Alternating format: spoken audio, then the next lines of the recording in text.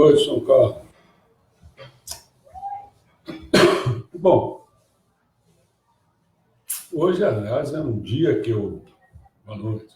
Hoje era um dia que eu gostaria de ouvir mais as pessoas do que eu falar, entendeu?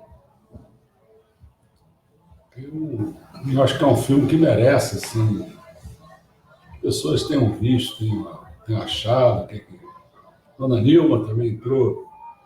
Bom, vamos fazer uma pequena resenha, depois eu espero que vocês falem alguma coisa, comentem, lá o que quiser. Né? Bom, esse capitalismo e história de amor, né? Ele tem um tempo de 2 horas, 7 minutos e 23 segundos. O filme ele volta os nossos olhos à crise econômica global, que durou entre 2007 a 2009, quando o Bush, o então presidente dos Estados Unidos, deixou o poder. A clara crítica às grandes empresas que visam dominar o mercado e controlar indiretamente a vida da sociedade. Essas empresas, elas, então, visam dominar o mercado e controlar indiretamente a vida da sociedade. No filme é mostrado várias cenas de criminosos prontos, logo, quase foi no início, para assaltar agências bancárias e famílias que perdem-se ao mesmo tempo. Gente assim para assaltar a agência bancária, né? E famílias que perdem seus imóveis por não fazer a quitação da hipoteca. Né? Lá tem muita mania de a pessoa hipotecar a sua casa. Aí não paga, não quita, aí perde a casa. Nesse grande acontecimento que teve lá, né, muita coisa foi proveniente disso. As empresas imobiliárias começavam a querer vender a casa, alugar, fazer um monte de coisa, então criou-se assim um boom, mas era tudo bolha. Quer dizer, explodiria a qualquer instante. E foi o que aconteceu, estourou. As pessoas não conseguiam saldar o seu dívida. Por mais que começasse a querer quitar a hipoteca, fazer as coisas, não adiantava nada, não tinha dinheiro. Né? Em outro momento, líderes religiosos entram em cena e dizem ser contra o sistema capitalista, que permeia na sociedade contemporânea, alegando, inclusive, fundamentação religiosa.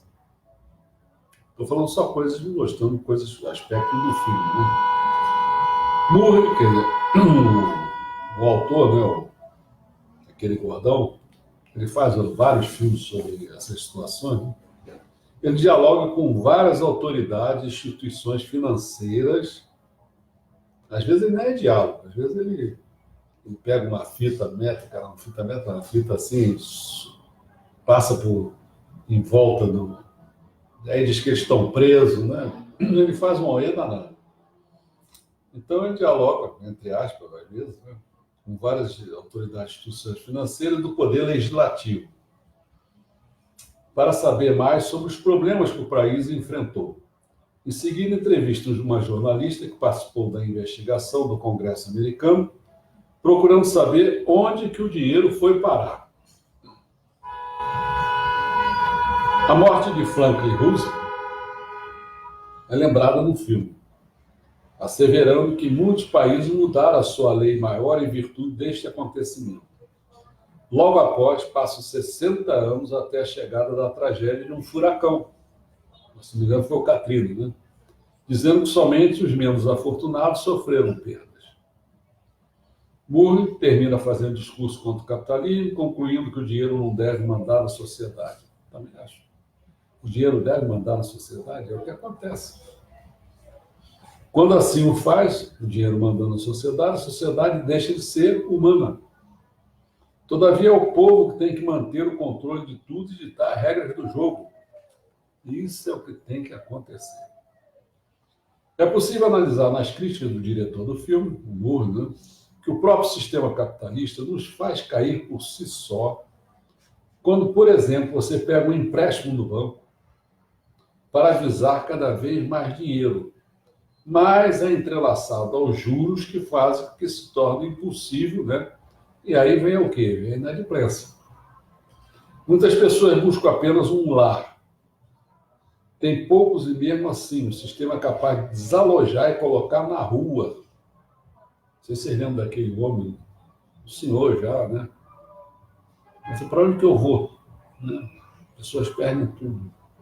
Não tem lugar para morar. Nem sempre é o melhor caminho, já que criará mais um problema para a sociedade enfrentar. Você pega uma pessoa, desaloja ela daquela casa, o que acontece? Vai viver aonde? Mais um problema para o governo.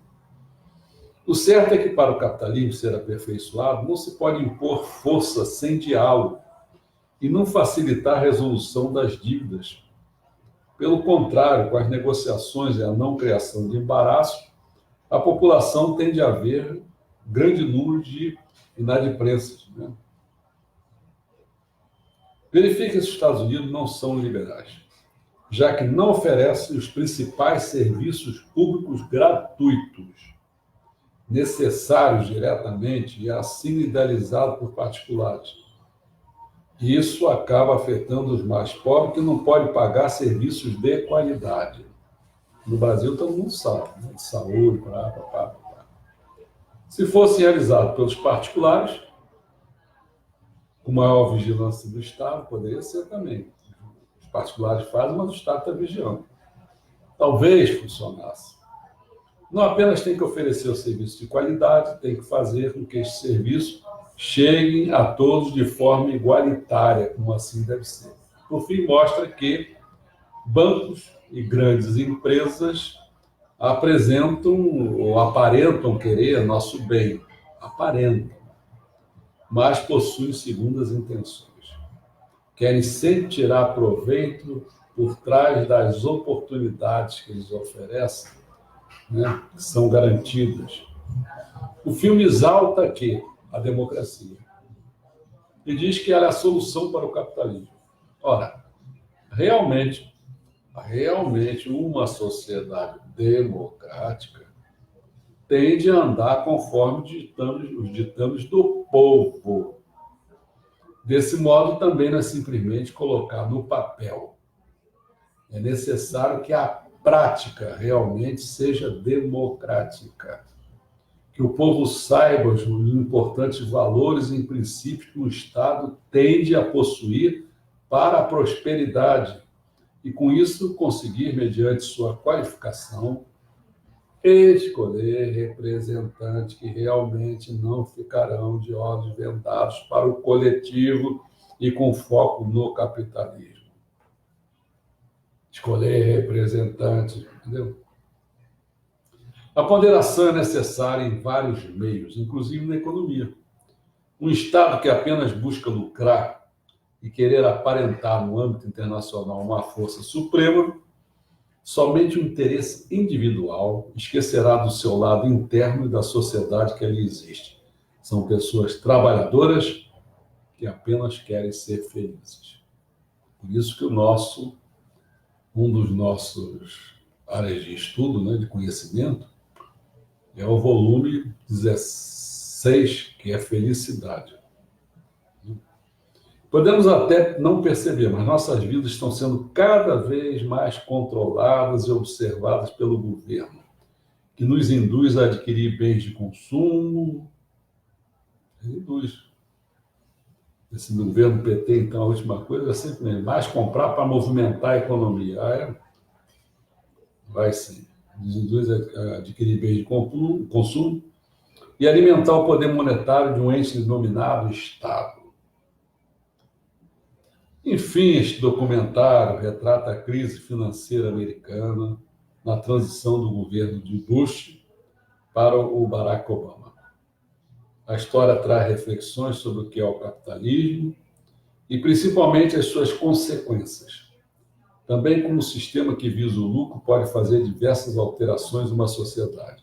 No trecho do filme ele fala assim: o capitalismo, ele toma e dá. Toma mais do que dá.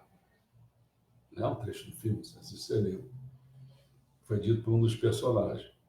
Durante as gravações do documentário, se ouviu muitos relatos de homens e mulheres insatisfeitos com esse sistema e a crise instalada. Muitas famílias tiveram que deixar suas casas por não ter condições de pagar. sendo que elas viviam idealizado o sonho americano, naquele momento apenas uma utopia para a maior nação mundial. O filme relata que os capitalistas usam o poder e permite que as pessoas passem por situações humilhantes, como no caso da cidade de Wilkes-Barre, na Pensilvânia, onde o reformatório juvenil foi privatizado e jovens passaram a ser presos por razões absurdas, olha só, e ficarem mais tempo do que o previsto. Por quê? Pois o reformatório recebia do governo para isso. Então prende mais pessoas.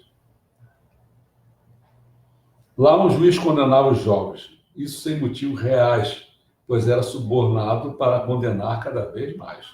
Era particular, o governo pagando. Muitos outros exemplos foram mostrados. Michael Moore, conduz seu documentário até chegar à crise imobiliária norte-americana. As empresas faliram e foram socorridas pelo governo norte-americano. Porém, milhares de pessoas que perderam suas casas, seus empregos, não foram socorridas pelo governo capitalista. Ocorreram protestos nas ruas, nas empresas, como nos casos dos funcionários de uma empresa que foram demitidos sem aviso prévio, chamando a atenção da imprensa e do governo. Lembra? Em uma fala do filme, ou seja, uma outra fala do filme, um dos personagens diz assim, quer ver? Sistema que enriquece poucos à custa de muito. O capitalismo é um mal e você não pode controlar o mal. Você tem que substituir pelo que é bom. Então, as eleições chegaram nos Estados Unidos da América e trouxeram uma nova esperança, que foi o Obama. Né? O escritor mostra no filme fazendo de Obama um herói para o povo americano, assim como fez com Roosevelt. Roosevelt, não sei se foi nesse filme ou no outro, não me lembro mais agora. Ele faz uma lista, né, defendendo o povo. Pena que ele morreu logo, acho que não durou nem um ano. Ele fez lá os direitos do povo, estava muito bem feitinho. Né? Mas tem uns detalhes aí que acho que a gente pode começar depois a dialogar. O que é realmente um Estado? Um Estado, num certo sentido, ele deveria, assim, administrar o que tem, né, de uma maneira o mais eficaz possível para a maioria da população. Isso que o Estado deveria fazer. Porque quando ele gasta mais do que tem, então alguém tem que pagar por isso. Aí lá vem imposto ou outra coisa qualquer. Entendeu? Esse é um problema. Quer dizer, o Estado tem que saber investir muito bem e tal. Bom, tem muita conversa aí que a gente pode ter, dependendo de vocês quererem saber o quê. Bom, o fazer de Obama um herói para o povo americano, assim como fez com o Roosevelt. As pessoas acreditaram em Obama e em suas promessas de reerguer a nação. Portanto, Moore aborda que o sistema capitalista é contraditório. É um filme que nos faz refletir sobre como somos manipulados na esperança de enriquecimento e prosperidade. E com o consumismo exagerado, aumentando a riqueza de poucos e a crescente pobreza da maioria, privilegiando assim um grupo reduzido de pessoas. Então, eu vou acabar fazendo um comentário. Né? Depois de assistir 2 ou mais documentários de Michael Moore, é previsível que nele há um certo sensacionalismo em alguns trechos. Ele sempre foca suas lentes no que há de mais podre dentro do que se propõe a criticar. Assim, tem que ser feito. Entretanto, não é por usar este recurso que tudo que expõe deixa de ser verdade ou de ter algum embasamento.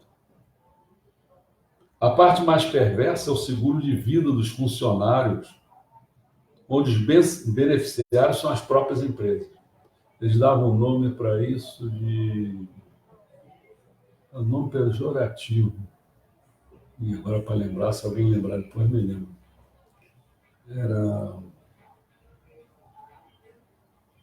No fundo é o seguinte, as empresas fazem um seguro de vida para aquela pessoa. Então, caipira, um negócio de caipira não sei o quê, caipira morre, sei lá, morto, sei lá o que era. E o pessoal ficava danado, porque, pô, o cara morria e quem ganhava boa parte do seguro eram as empresas. Então, eles faziam um seguro para o caipira, se o caipira morrendo, a empresa que lucra com isso, né?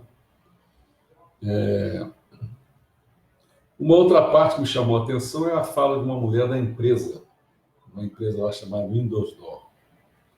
Ela falou assim: tivemos de lutar para obter a coisa mais básica que a maioria das pessoas tem como certa, que nos pertence por lei. Fartamos de lutar pelas coisas mais básicas da vida. Especialmente no Brasil, hein? É exatamente essa sensação que eu tenho. Parece que situações como esta, de ter que lutar com todas as forças para ter concedido um direito que nos pertence por lei. É o comum, o padrão.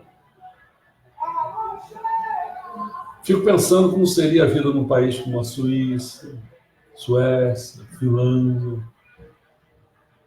É ingenuidade achar que morar num país de primeiro mundo e bem estruturado seja garantia de felicidade.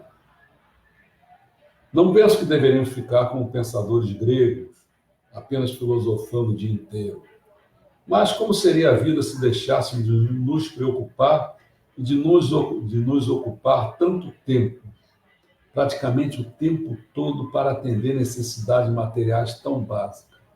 O cara sai para trabalhar, mas agora já está nessa base aí, 4 horas da manhã, 3 horas da manhã, sei lá, e volta 10 horas da noite, sei lá o que e tal, naqueles trem ou lá o que seja, cheio, ônibus cheio, tudo entupido e trânsito horroroso, entendeu? Aí o cara chega lá, como é que é, rapaz? Eu tenho aqui o rapaz que veio, que é até primo da Ana, está trabalhando, acho que é 14 horas, 16 horas por dia no Uber, né? Chega em casa ainda, ele vai limpar o carro todo, depois ele vai encher a bucha, porque já não está comendo na rua, aí depois vai dormir e tem que acordar cedo e começar tudo de novo, né? Como seria se pudéssemos baixar a guarda só um pouco, sem temer que alguém nos passasse para trás? Uma das coisas que mais me incomoda no capitalismo é a obsolência programada. A obsolência é aquilo que se torna rapidamente inútil. Essa obsolência, né? Que tenta nos empurrar a goela abaixo um caminhão de produtos num curto espaço de tempo. Compra a televisão, pronto. Ficou ruim, não sei o quê, só bastava trocar uma ou duas peças, não. Joga fora. Obsolência. Aí você tem que comprar outra. Entendeu? Tanto é que eu me lembro assim, um carro nos Estados Unidos. Tem muitos carros aqui no Brasil que eles são feitos para durar pouco. Então aí fizeram, e o cara mostrou que tinha não sei quantos mil quilômetros, era muito quilômetro. Esse cara que eu falei do Uber, né, ele já dá, parece que por ano, ele dá 3,5 voltas na Terra, como se desse 3,5 voltas na Terra. Todo dia ele vai até São Paulo, como se fosse até São Paulo, gasta 500 quilômetros, ele roda 500 quilômetros. 500 quilômetros? É 500 quilômetros. Então você tem uma ideia do... Né? Mas aí tem um cara que ele mostrou, um sujeito que rodou tanto com o carro, não trocava, só trocava assim, mas as peças eram todas básicas, não sei o quê. Ele escreveu para a Ford. Aí a Ford chegou, ficou tão animada mostrando o êxito do carro, né? E aí deu um outro carro para ele, ficou com aquele, né? Mas isso é assim, eles mexem, veem todas as coisas que estão acontecendo, eles não querem fazer que o carro dure muito, nem televisão, nem nada, eles querem que o camarada compre cada vez mais. Então tem que fazer uma coisa para gastar logo. Nesses países mais desenvolvidos, eles gostam de ter coisas de qualidade. Mas países subdesenvolvidos, eles empurram porcaria mesmo, para o cara comprar, bonitinho, mas tudo ordinário, né? Essa faceta do capitalismo já cruzou a linha da sanidade. O tempo de vida de um smartphone é algo absurdo. Mesmo que o aparelho seja durável fisicamente, os softwares forçam o usuário num dilema. Os aplicativos que usa são constantemente atualizados e chegam a um ponto em que é obrigado a atualizar o sistema operacional para continuar utilizando. Isso é falta de sanidade mesmo. Nós, ao fazer isso, cai numa armadilha, pois fatalmente, após um número de atualizações de versões do sistema, o aparelho fica lento. Eu estou achando até que o meu também já está ficando lento. O que o transforma num peso de papel, forçando a compra de um novo. Se o usuário se recusa a atualizar, o smartphone deixa de ser smart, pela falta de suporte das versões antigas de aplicativo. Sem mencionar a poluição, lixo eletrônico. Eu vi uma vez, na África, assim, perto de um rio, cara, que eles jogam, o pessoal da Europa joga aqueles lixos, tudo eletrônico, tudo. Aquelas carcaças todas. Aí começa material, que vamos dizer assim, como é que eu vou falar? Tipo iodo, ou lá o que seja, não é bem iodo, o alumínio, lá o que seja. Eles são radiativos, eles vazam e vai para o rio. Fica vazando lá. Bom, está jogando lixo, né, na África, né? Aí bota todo mundo doente, é aquela coisa que a gente já conhece.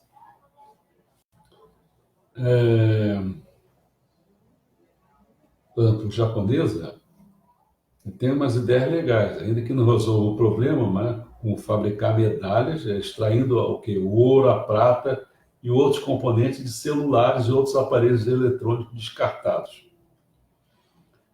O que não dizer no Brasil? Da tão elogiada por muitas privatização da telefonia. Realmente demorava muito para se conseguir uma linha telefônica, era caro, né? Quem tivesse várias linhas telefônicas ficava rico, né? Ganhava bom dinheiro, mas funcionava relativamente bem, né? Início dos anos 90.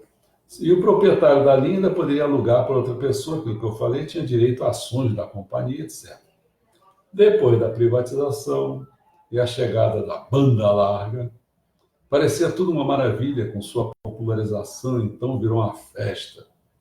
Porém, o que parecia uma concorrência que beneficiava o consumidor, aos poucos foi mudando. A qualidade do serviço começou a cair, as empresas concorrentes começaram a se fundir, transformando o serviço de telefonia num verdadeiro cartel. Bom, até a porriação de hoje em dia, de ficar ligando para você, querendo oferecer isso, aquilo. Para piorar a situação, quem estava satisfeito apenas com o seu telefone fixo, né? Ou no máximo com um telefone mais uma internet, se viu forçado a pagar mais caro por um serviço avulso, no caso de se recusar a pegar o pacote combo completo. E tem aqueles dados que é o pior do mundo. Estou te vendendo aí, estou te vendendo 2.000 mega não sei o quê, não interessa, dá 1 trilhão de mega aí para você. Pô, no final das contas, tu pegar 1 mega já tá bom demais, cara. Né? Tudo papo furado. E a velha receita do McDonald's de vender um pequeno por um valor absurdamente alto em relação ao grande. Eis a concorrência que seria benéfica para o consumidor. Claro que a privatização trouxe avanço, mas eles ocorreram num ritmo que não condiz com a estrutura e desenvolvimento do país, não ocorreu de forma sólida. Somos agora obrigados a pagar pelo refrigerante e batata frita, mesmo querendo só o hambúrguer. No mais, a ingenuidade é achar que não existe luta de classe. Quem está numa classe média vai acreditar na meritocracia, na possibilidade de um dia chegar lá. Vai alegar que todos têm oportunidades iguais e que se alguém não consegue chegar onde chegou é porque não estudou, foi um vagabundo, foi um preguiçoso. Os que já estão nas classes mais altas vão querer apenas perpetuar sua condição, lançando migalhas para a classe média, para continuar alimentando o sonho de que um dia chegarão lá. Já a classe mais baixa nem participa desse jogo, só age para tentar sobreviver como conseguir. Só tem uma coisa que me assusta mais do que as facetas mais perversas do capitalismo: a forma como seus adeptos mais ferrenhos o defendem com unhas e dentes. Não é porque não temos uma resposta, uma solução melhor para o modelo existente, e devemos nos conformar com ele sem críticas. Muita gente adora dizer assim: o capitalismo é o pior regime que existe, mas é o melhor de todos que existem. Uma coisa assim. Ele não é bom, mas ele é o melhor do que todos existem. Mas não é bom para se conformar, não. Entendeu? Não é bom para se conformar, não. Bom, aí assim, em pouco tempo, eu não estou nem sabendo qual foi o tempo, porque aqui parece que tiraram o tempo aqui da jogada, não estou nem enxergando. Estou enxergando mesmo, não sei. Bom, não sei, deve ter um tempo aí. E não sei se foi 25 minutos, sei lá. Bom, o que vocês acharam do filme? Né? Oi, Vanete. Oi, Charles. Oi, Vanete. Sérgio Santos, boa noite. América Espanha entrou também, boa noite. O que vocês acharam do filme?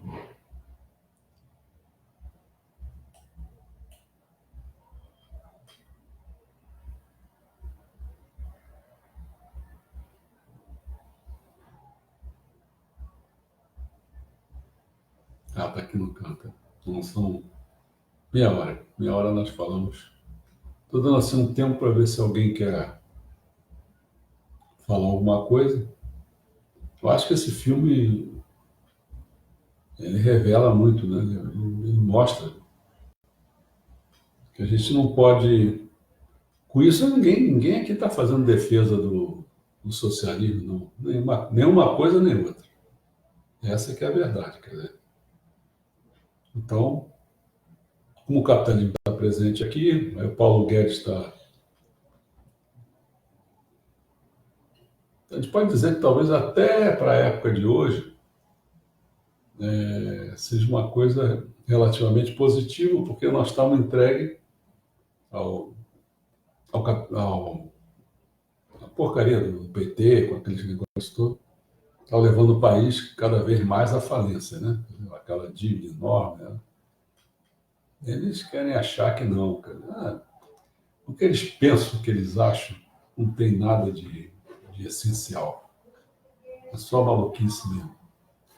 Como será que será, João Carlos? Como será que se dará a mudança de mentalidade para que se consiga um novo sistema?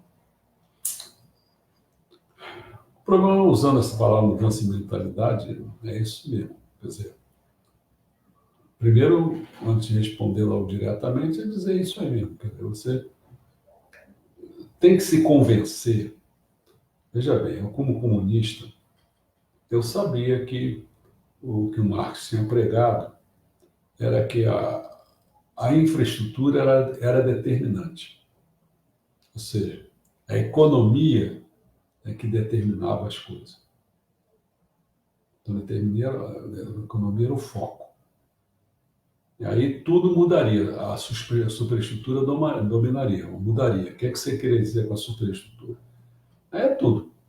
Quer dizer, fora da economia seria tudo. Quer dizer, desde a família, toda essa parte ideológica, e também a parte jurídica e política, também mudaria. E mudaria também a parte toda ideológica. Né? Família, sindicato, igreja, quer dizer, religião, né? E vai por aí fora, mudaria essas coisas todas. E as pessoas ficaram muito preocupadas com o negócio ao mercado. Esquece isso, pô. Mercado não tem ninguém que domine, é um troço cego. O mercado é cego. Aquelas ações de que fica jogando para lá, para cá, para cá, para lá. Então, o que a gente aprendeu, o que eu aprendi depois, né, deixando de ser comunista, o que eu aprendi é que teve alguns países que, sendo estatal, fizeram alguma coisa assim. Bom, primeiramente, se é estatal, você ia ver que não tinha democracia nenhuma. Se você queria pensar nisso, deu nazismo, deu fascismo, deu tudo isso. Estado forte, não era forte? Era. Mas o próprio Gramsci, o próprio, vamos dizer, a esquerda, ele mudou de maneira de ver. Mas que não dá mais para tirar pelas armas, pela força. Então, o que se tinha que tirar, o forte seria isso. Ele está chamando, o João chamou de mudança de mentalidade, eu vou mudar a mentalidade, quer dizer, você ter uma nova ideologia. Entre outras coisas, o mais fundamental é você mudar a cultura. Então, você tem que mudar as ideias. Esse processo de ideia, que ele está perguntando aí, para você ter uma ideia a respeito, o Dostoiévski, ele fez um trabalho, foi em 1800 e, não sei se era 50, por aí, por aí. E ele já retratava a mudança que estava ocorrendo nos comportamentos, nas ideias, né, que estavam circulando.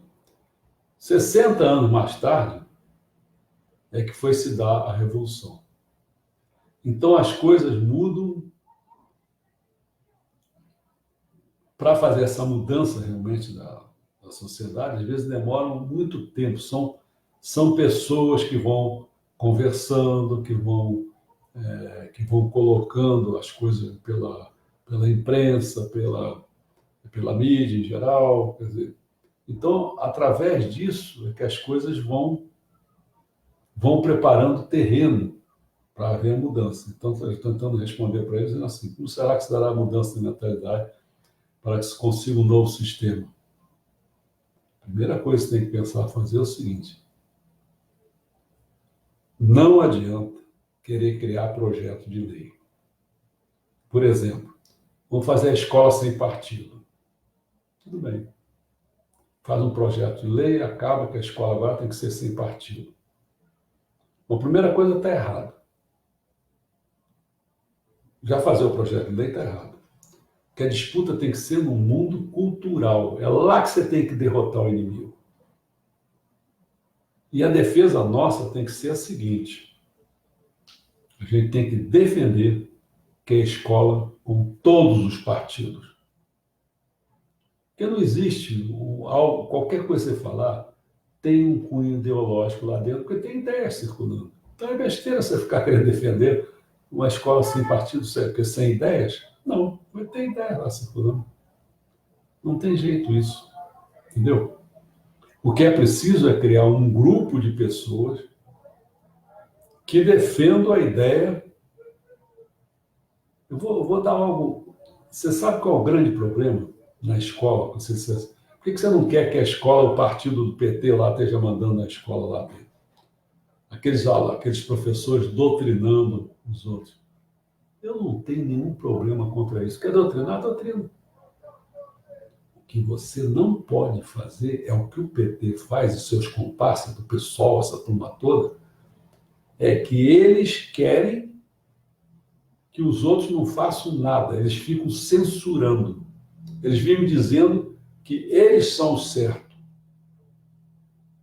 Entendeu? Eles têm mania de dizer que o que é bom é com eles. O capitalismo só pensa em fazer com que as pessoas sejam infelizes. Eles não, eles vão promover, a coisa não promove nada. Você já viu o exemplo. Entendeu como é? Então, o que a gente tem que defender é a não censura. É esse politicamente correto que já encheu o saco. A gente tem que destruir esse negócio. Não pode se fantasiar de índio. Ah, merda, cara. Você tem que, quando ouvir falar uma coisa dessa, você manda... O Olavo de Carvalho mandava ele para um lugar melhor, né? Mas a gente manda pelo menos a merda. Você vai a merda, cara. Vai mandar em cima. Você não manda em ninguém, cara. Você acha que eu vou me dobrar porque você está falando que é correto ou que não é incorreto? Foda-se você, cara. Tem que se bancar o Augusto Heleno aí, o general. Foda-se. Interessa a tua opinião. Entendeu como é que é? Então a gente tem que criar um grupo assim, não tem nem gente ainda para dizer foda-se. Agora que o Augusto Heleno está fazendo, eu até batei palma, né? Ai, tá chegando a hora, botei lá, porra, cara, já tá, desde que antes do Bolsonaro entrar, a gente já estava falando o que tem que ser feito. Eles não fazem. Aí precisa acontecer uma coisinha dessa para a gente ter uma esperançazinha desse 15 de março. Eu estou com vontade de ir, mas eu fico pensando assim, pô, não vai roer as cordas, não, porque daqui a pouco aí se conciliam lá, o Heleno vai lá, o que é? O Davi Alcolumbre quer quer que ele peça desculpa. Pô, você está de brincadeira, cara. O que vocês estavam querendo? Não era pegar o dinheiro todo do povo, do governo, administrar como vocês querem, para vocês mesmos? Aquelas verbas bilionárias de negócio de partido? O que é isso, cara? Só espero que não circule. No meu entender é o seguinte, as coisas básicas têm que fechar essa merda desse Congresso e o Supremo Tribunal Federal. Para sempre? Não estou dizendo para sempre. Com essas pessoas que estão ali dentro, não dá para fazer nada. Não dá para fazer nada. É claro que tem algumas pessoas ali boas, tem que aproveitar. Mas os que forem ruins, vocês têm que fazer assim, ó. Essas pessoas estão proibidas, elas estão alijadas, não pode ser candidatos a nada, não pode ser juiz de nada, entendeu? Acaba, essas pessoas são uma praga para a nação. Agora, que são cara bons, se candidato e vamos em frente, entendeu? Por enquanto, acho que a solução boa é a existência dos três poderes, por enquanto. Estou achando que ainda é. Montesquieu ainda está certo, né? Não sei por quanto tempo, mas ainda está certo. Agora, com esses caras aí, com essa podridão, essa forma que eles arrumaram para ser eleito, para ser o Toffoli, que não passa em concurso, está lá.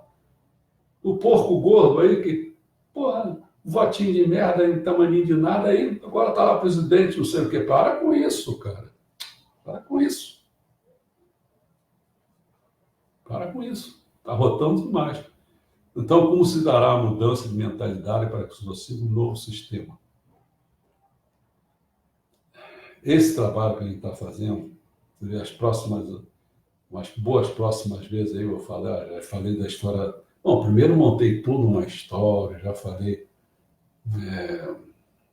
de livros, já falei da história da arte, vou falar da história da música, vou falar dos grandes filósofos, depois vou entrar nos poderes da cultura para você entender direitinho as coisas. Então, estou fazendo um trabalho, é como se fosse assim, o que você quer fazer? Eu quero formar, na nossa linguagem, assim, seria formar mamerritos, pessoas que leem, estudam e praticam os ensinamentos do Messias Meixão. Se a gente consegue formar um grupo de gente que não só criem movimentos, como ocupem os postos dessa grande massa de analfabeto funcional que está aí, estão no legislativo, no executivo, no judiciário, esses caras não podem estar aí. Não podem. Mas precisa ter gente para ocupar esses espaços. E hoje não tem. Você substitui um cara, põe um outro, e aí? Já pensou se me botasse, por exemplo, com o ministro da Educação? Estou chegando lá, rapaz. Sabe o que acontece? Aquilo lá está tudo tomado. Está tudo cooptado. Eles iam deixar eu fazer alguma coisa? Eu teria força. Mas quem me daria essa força para mim poder executar o que eu penso? Entendeu o que eu quero dizer? Então ele tem que criar movimentos para ir substituindo essas pessoas. Mas para ter, se você disser assim, Bolsonaro, aí, você está meio mal aí, não sei qual coisa, tem um cara ótimo, dá um nome para ele. Ele tem esse nome para substituir. Entendeu como é que é? Ele tem que chegar a um ponto e dizer assim, ó, se você disser assim, me dá uns nomes para. Vamos substituir o Alcolumbre. Ele ganhou do Renan. O Renan era uma peste, não era? Foi melhor que o Davi Alcolumbre? Talvez, um pouco melhor. Mas se você disser assim, vamos tirar ele, tá, vamos botar aqui.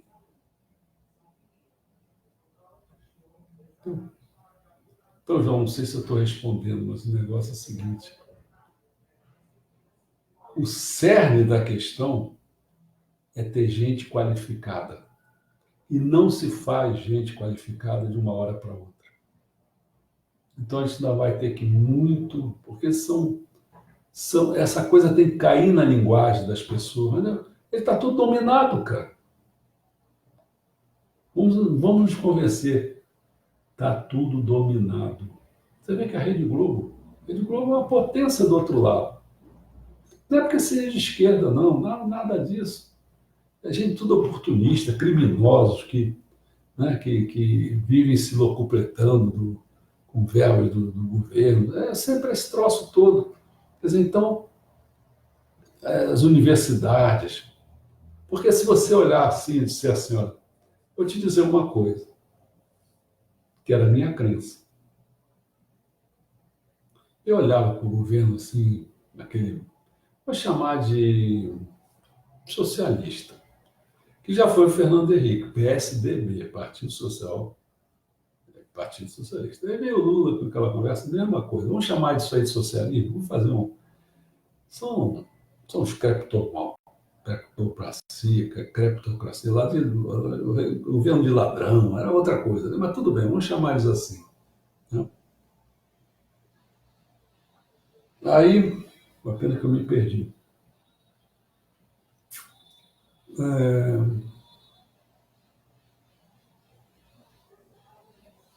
Onde eu queria chegar com isso? Deixa eu ver. Esse governo. Bom, eu ia voltar no mesmo ponto, eu não esqueci onde que eu ia tocar mesmo, mostrando assim a. Eles foram dominando tudo, e aí está tudo dominado. Quer dizer, a gente tem que reverter. Ah, eu já me lembrei. Era o seguinte, na minha visão, né, o problema era o que é o Brasil. O Brasil nunca deu pelota para o socialismo, para esse negócio. Nunca. O Brasil é, ainda hoje, um país conservador. O Brasil é um país conservador. O Brasil ainda é um país religioso de origem cristã, quer dizer, catolicismo, protestantismo, é isso. Mesmo a Umbanda também, está tudo lá, muito, mistura um pouquinho lá, mas tem toda a parte católica, certo? Esse é o Brasil. Por que o Brasil não se tornava um país, ter um presidente conservador, né, cristão? Por que não? Sabe por quê?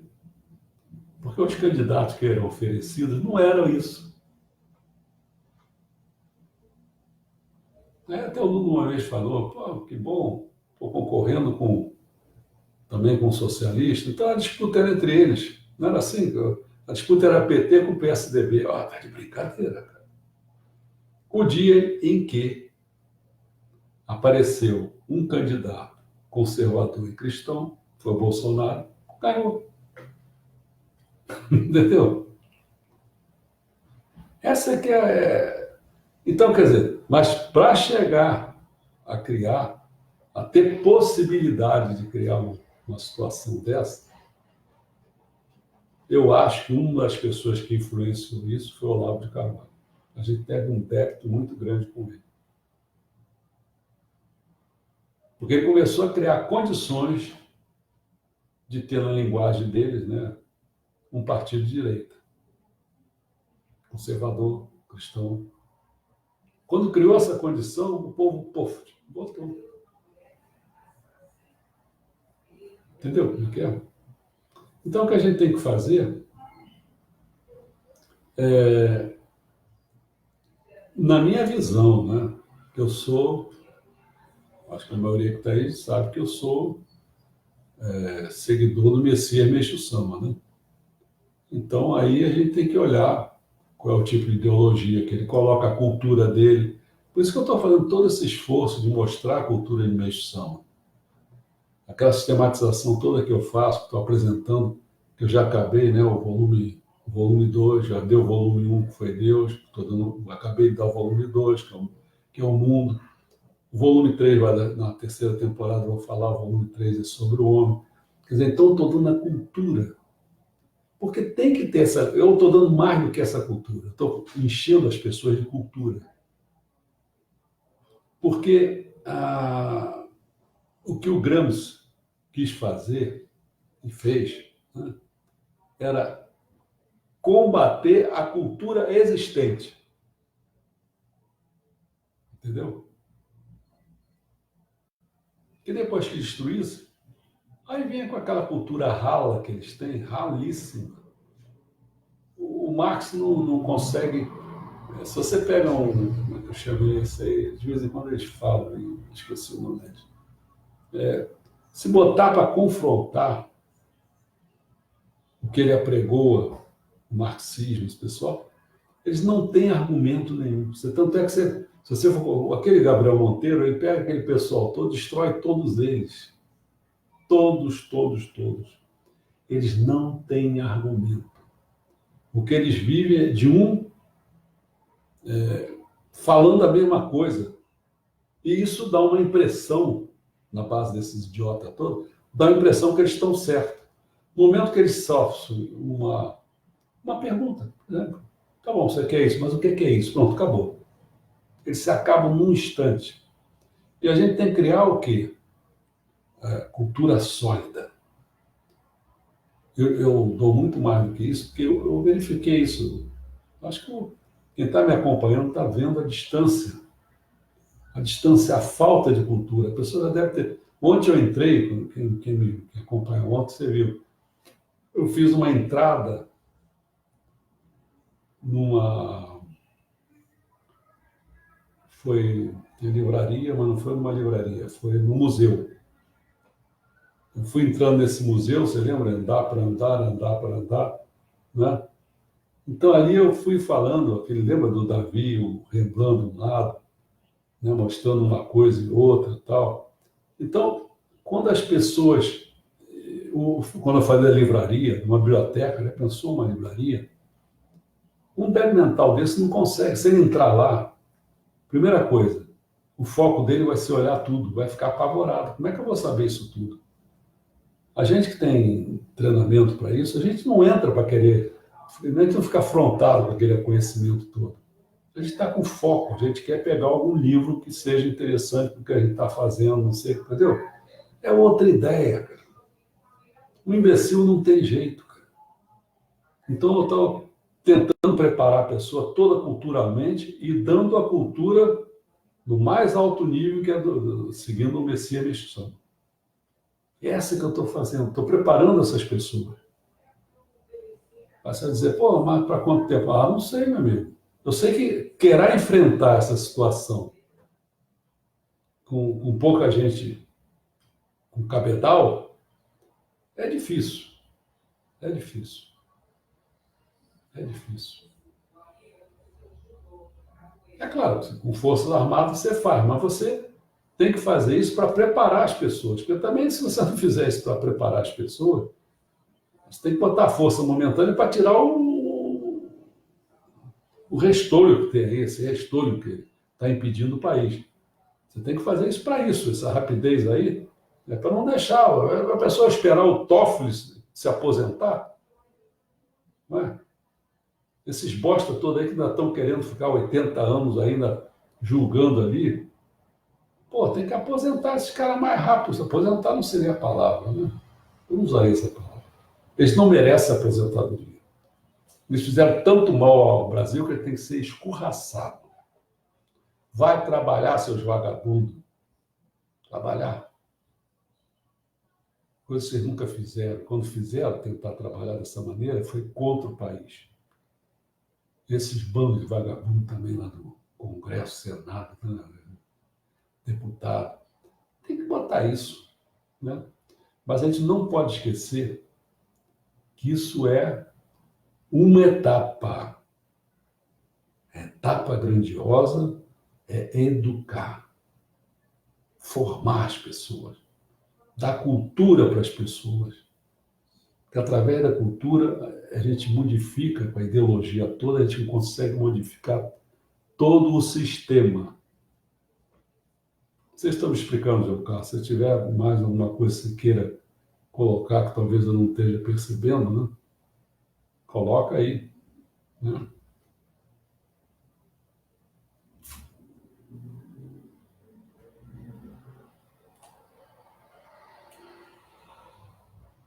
Estou meio perdido quanto a 50 minutos.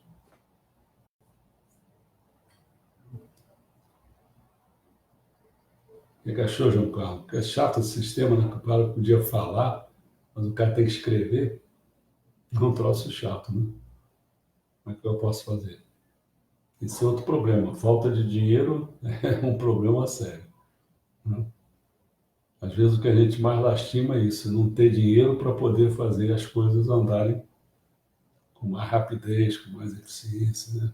Não tá dando para a gente fazer essa nossa experiência. Nós estamos a passar isso ainda, não sei. Infelizmente a gente não ganhamos mérito para isso, não temos isso ainda, infelizmente. Mas vamos fazendo o que a gente está para fazer. Né? Eu acho que ninguém mais está colocando, nem o João Carlos, não sei se está satisfeito ou não. Né? Bom,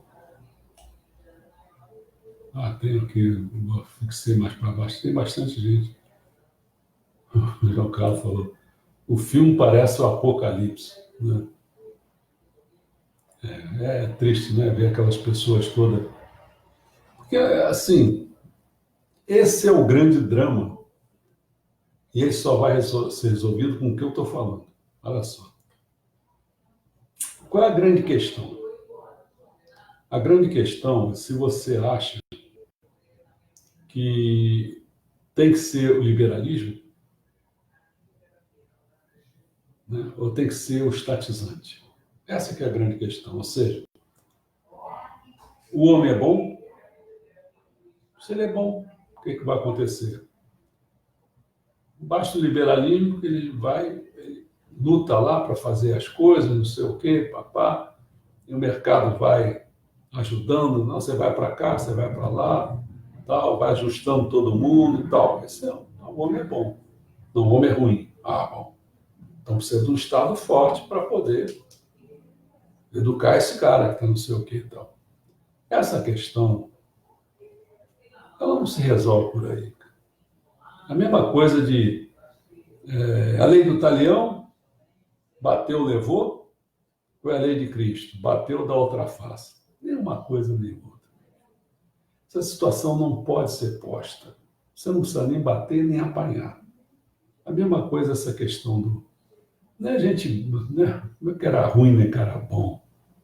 Né? Assim, não é estatizante nem liberalismo. Cara, se todas as pessoas tivessem um alto nível, não é bonzinho que está falando, não, alto nível, as pessoas automaticamente agiriam, que não vai agir se você dissesse, não, o Estado, ali pode aparecer isso nesse filme, não, o Estado tem que dar todas as condições para as pessoas, não sei o quê, papapá. Se ele fizer isso, der até um dinheiro, como a gente já falou, renda básica universal, fazer uma renda básica, esses caras, se forem de baixo nível, eles com pouco dinheiro, eles vivem.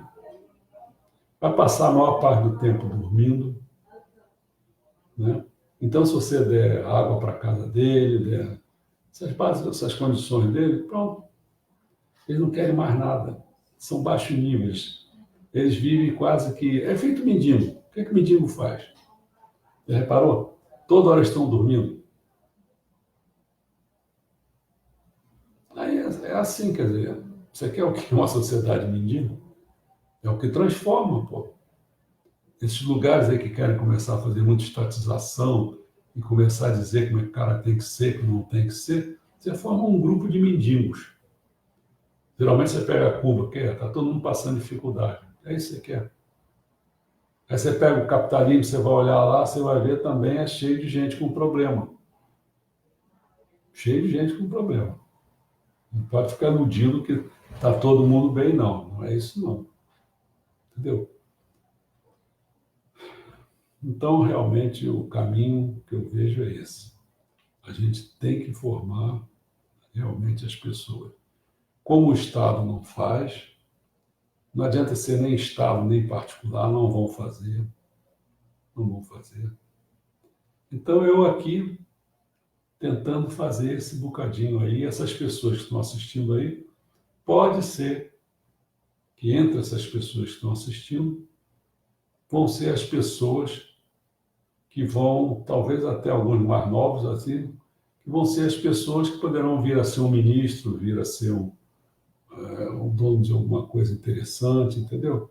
Um professor, sei lá o quê. Às vezes são essas pessoas aí. Ó.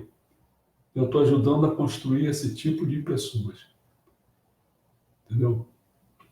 Essa é a minha tarefa. O que é que eu posso fazer? Fazer mais o quê?